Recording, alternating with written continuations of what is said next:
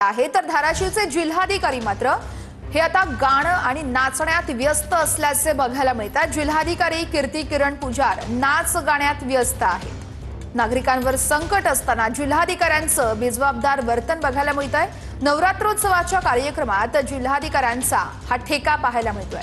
महसूल अधिकाऱ्यांचा video social मीडियावर मोठ्या प्रमाणात व्हायरल झालाय। धाराशिवमध्ये भीषण पूरस्थितीनंतर लाखो हेक्टरवरील पिकांचं नुकसान झालंय।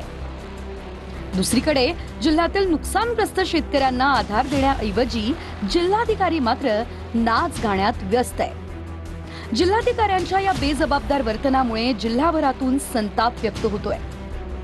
कीर्ती किरण पुजार असं या जिल्हाधिकाऱ्यांचं नाव आहे। जिल्हाधिकाऱ्यांचा हा सोशल मीडियावर व्हिडिओ प्रचंड व्हायरल झालाय। निवासी उपजिल्हाधिकारी शोभा जाधव यांनी देखील कलावंतांसह या कार्यक्रमात डान्स केला। काहींनी मात्र जिल्हाधिकाऱ्यांची बाजू उचलून धरली। लोककलावंतांना प्रोत्साहन देण्यासाठी त्यांनी हा प्रकार केल्याचा काहींचा दावा आहे। 24 सप्टेंबर रोजी मुख्यमंत्री देवेंद्र फडणवीस आणि दोन्ही उपमुख्यमंत्र्यांनी नुकसानग्रस्त भागाची पाहणी केली। त्याच दिवशी सायंकाळी एका सांस्कृतिक कार्यक्रमात जिल्हाधिकाऱ्यांनी ठेका धरल्याचं पाहायला मिळालं।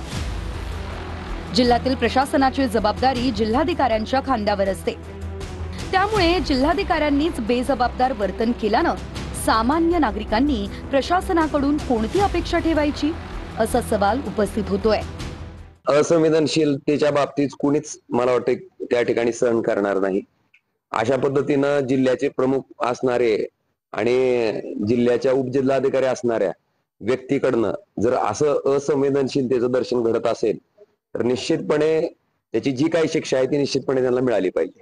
तर अशा आणीबाणीच्या वेळेस, अशा अडचणीच्या वेळेस शेतकरी एका बाजूला आत्महत्या करत असताना, शेतकऱ्यांचे पंचनामे झालेले नसताना अशा जे तुमचे जिल्ह्याचे दोन प्रमुख अधिकारी असं वर्तन जर करत असतील तर हे महाराष्ट्राचं सरकार, महसूल मंत्री, मुख्यमंत्री, उपमुख्यमंत्री या जिल्हाधिकाऱ्यावर आणि निवासी उपजिल्हाधिकाऱ्यावर कारवाई करण्याचं धाडस दाखवतील का? मग आता हे जे अधिकारी आहेत असंवेदनशील धाराशिव मधले, त्यांच्यावर तुम्ही काय कारवाई करणार आहात? की लोक तिथे चिखलात उपाशी आहेत, पाण्यात उपाशी आहेत, वाहून गेलेत आणि तुम्ही नाचताय, ह्याच्यावर तुम्ही काय कारवाई करणार सांगा।